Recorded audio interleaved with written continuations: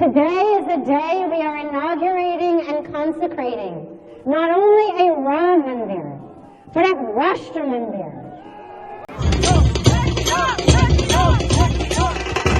New York का times square Ram के रंग में रंगा है।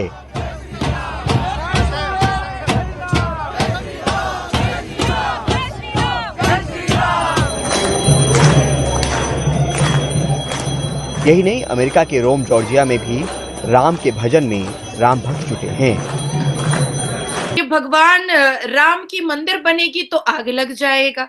भैया आग तो नहीं लगा कहीं, फूलों की बारिश हुई और दिया तो इतने जले हैं कि करोड़ों अरबों दिया जल गए हैं। और वो भी सिर्फ भारत में नहीं जले हैं, भारत में सिर्फ नहीं जले हैं, अमेरिका में जले हैं, इंडोनेशिया में जले हैं, फ्रांस में जले हैं, ब्रिटेन में जले हैं, इटली में जले हैं, डच में जले हैं, सऊदी अरबिया में जले हैं, दुबई में जले हैं। जिस हिसाब से यहाँ पर वीआईपीज, यहाँ पर स्टार्स, यहाँ पर क्रिकेटर्स, यहाँ पर बड़े बिजनेसमैन, यहाँ पर टूरिस्ट आ रहे हैं, अयोध्या एक इतनी बड़ी इकोनॉमी का स्टेट हो जाएगा जो अकेला भारत को महाराष्ट्र जो सबसे ज्यादा जीडीपी दिया करता था, इकोनॉमी दिया करता था, उससे भी ज्यादा इतनी जीडीपी दे देगा जो 10 राज्य मिला करके भी नहीं दे पाएंगे।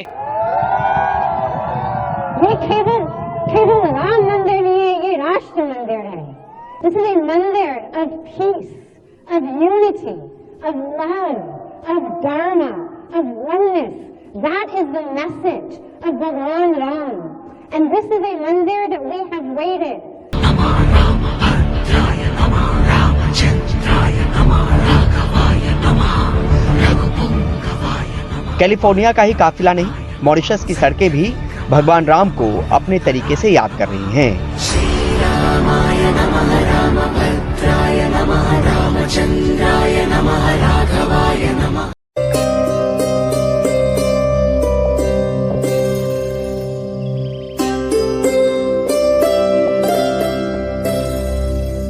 बहुत से रिकॉर्ड सामने आए हैं। कितने कंट्रीज ने आज की तारीख में इस अयोध्या राम टेम्पल की इनॉग्रेशन के ऊपर सेलिब्रेशन की है। इंडियन डायस्पोरा जो पूरी दुनिया में मौजूद है, उन्होंने किस तरीके से सेलिब्रेट किया है। और एक साल के अंदर जो रिपोर्ट्स आई हैं कि एक साल के अंदर यही टेम्पल के मतलब टूरिज्म के हवाले से, रिलीजियस टूरिज्म के हवाले से कितना रेवेन्यू जनरेट कर सकता है, इसके ऊपर भी बात करेंगे। हैरान करने वाली बात है कि भगवान राम को काल्पनिक बोलने वाले आज कल्पना कर रहे होंगे कि 160 देशों से ऊपर भगवान राम के इस उत्सव में लोगों ने शिरकत किया है और मनाया है, 160 देश से ऊपर।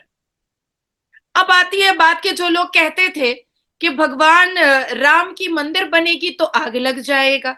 भैया आग तो नहीं लगा कहीं, फूलों की बारिश हुई और दिया तो इतने जले हैं कि करोड़ों अरबों दिया जल गए हैं। और वो भी सिर्फ भारत में नहीं जले हैं, भारत में सिर्फ नहीं जले हैं, अमेरिका में जले हैं, इंडोनेशिया में जले हैं, फ्रांस में जले हैं, ब्रिटेन में जले हैं, इटली में जले हैं, डच में जले हैं, सऊदी अरबिया में जले हैं, दुबई में जले हैं। तो अब आप सोचो कि कितना खूबसूरत मंजर है कि फ्रांस से मुझे मेरी फ्रेंड्स जो है वो फोटोज भेज रही हैं, आबू धाबी से लोग मुझे फोन करके वीडियो कॉल करके दिखा रहे हैं कि हम भी दिया जला रहे हैं। तो इस पूरी दुनिया में, इस पूरी दुनिया के राम फॉलोअर, भगवान राम के जो भक्त हैं, उन्होंने आज का दिन मनाया है। और मैं इतना जानती हूं कि जैसे क्रिश्चियन के पास उनका अपना वेटिकन था, जैसे मुसलमानों के पास उनका अपना मक्का मुअज्जमा और मदीना मुनव्वरा था, आज पहली बार सनातन धर्म और हिंदू धर्म वालों के पास उनका अपना राम मंदिर है। और मैं हमेशा से कहती हुई आई हूं, पिछले 9 साल से मैं लगातार इस बात को कह रही हूं कि भारत की पहचान भगवान राम के मंदिर से ही हो सकती थी और किसी चीज से नहीं हो सकती थी। कहने वाले ने भगवान राम को बहुत कुछ बोला, लेकिन मेरे हिसाब से, एक मुस्लिम लड़की होने के हिसाब से भगवान राम आग नहीं है, भगवान राम ऊर्जा है, भगवान राम काल्पनिक नहीं है, क्योंकि बहुत लोगों ने काल्पनिक बोला। भगवान राम आस्था है, भगवान राम रहस्य नहीं है, भगवान राम विश्वास है, भगवान राम समस्या नहीं है, क्योंकि हमारे देश के ही कुछ नेताओं ने उनको समस्या भी बोला था। भगवान राम समस्या का समाधान है। मैं मुस्लिम हूं, मैंने भी अल्लाह नहीं देखा है। मैं मुस्लिम हूं, मैंने भी प्रॉफेट मोहम्मद सल्लल्लाहु अलैहि वसल्लम को नहीं सुना है, पर ईमान मेरा है उन पर, पूरा मुकम्मल ईमान है।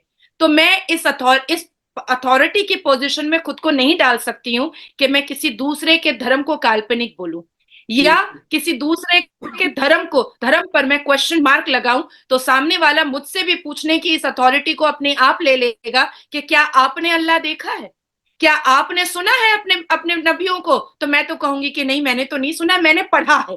तो उन्होंने भी पढ़ा है अपने वेदों और ग्रंथों को, तो मैं उनको कैसे क्वेश्चनेबल मार्क लगाऊं? तो जो लोग भी ये कर रहे हैं, या तो वो मंद बुद्धि है, या तो वो इतने बेवकूफ हैं जो अपनी बेवकूफी को दिखा भी रहे हैं, और या तो इतने शातिर बनना चाहते हैं कि उस शातिर होने की वजह से बर्बाद होते चले जा रहे हैं। क्रिकेटर हो, बॉलीवुड के लोग हो, मीडिया हो, सारे का सारा जो है वो प्राइम मिनिस्टर नरेंद्र मोदी के ये जो अयोध्या के अंदर जो कल एक जो प्राण प्रतिष्ठा की जो सेरेमनी हुई उसको उन्होंने देखा और वहां पे गए। बहुत सारे लोग ये कह रहे हैं कि मोहम्मद बिन कासिम से लेके गजनवी तक और बाबर से लेके औरंगजेब तक बहुत सारे लोग आए और उन्होंने जो है वो एक और जमाना था, लेकिन अब एक नया जमाना आ गया 500 साल बाद, और ये जो कंस्ट्रक्शन ऑफ ग्रैंड टेम्पल है ये उसकी बुनियाद एक रखी गई है। तार साहब, कहा यह जा रहा है कि ये जो अयोध्या है that is going to be Vatican of Hindus, और भले श्रीलंका हो, भले जो नेपाल हो, मॉरिशस हो, बहुत सारे ममालिक के जो लोग हैं अब वो यहाँ पे आया करेंगे। एक पाकिस्तान का भी इसमें मौकफ है, जारी बात है, लेकिन तार साहब इसको आप कैसे देखते हैं कि सारे का सारा भारत जो है वो नरेंद्र मोदी के साथ खड़ा हो गया, पहले डेवलपमेंट इकोनॉमी की और अब मजहब को वो जो है वो लेके आए हैं जिसको बहुत सारे लोग एक्सेप्ट कर रहे हैं। आपका इस पे क्या कमेंट्स है? How do you see this sir? 22 जनवरी 2024 को इस लैंडमार्क डे, इस न्यू बिगिनिंग, और वाकई ही इस न्यू बिगिनिंग, जिस तरीके से आपने जिस तरह खुद फरमाया है कि ये वेटिकन होगा हिंदुइज्म का। अब मैं सब कॉन्टिनेंट का एज ए सिटीजन होने के हवाले से मैं उस एंगल से पहले लेंस से बात करना चाहूंगा। देखिए, बाबरी मस्जिद बनी, उसके नाम से जाहिर है कि बाबर ने मस्जिद बनाई, 1524 में बनाई उसने। राम की जन्मभूमि 9000 साल पुरानी वहां पे, और यहां पे ये मुस्तरद बात नहीं है, लेकिन मैंने इसको ऑनलाइन इंटरनेट से ही मैंने देखा है कि जब फॉरेन इन्वेडर्स यहां पे आए उन्होंने 60,000 मंदिरों को तोड़ के मस्जिदें बनाई। जब उनका हाथ था, वो ताकत थी। लेकिन सबसे बड़ी बात किस वजह से एक लिमिटेड तादाद में लोग इन्वेडर आते थे और सब कॉन्टिनेंट को ओप्रेस करते रहे। वजह क्या थी? हिंदू मजहब is a non violent religion, और उसका ये भरपूर फायदा उठाते रहे।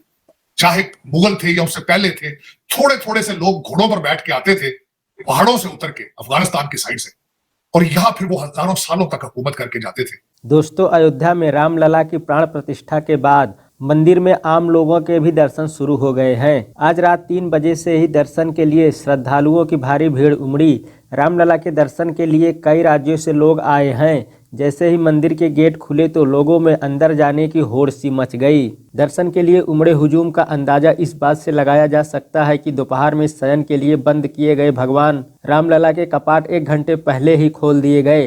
रामलला के शयन के लिए पट दोपहर 12:30 बजे से 2 बजे तक बंद रहने थे, लेकिन भीड़ के चलते 1 बजे ही खोल दिए गए। ऐसे में राम मंदिर देश की इकोनॉमी को भी बूस्ट करने का काम कर रहा है, जिसे सुन पाकिस्तानियों के होश उड़ गए हैं।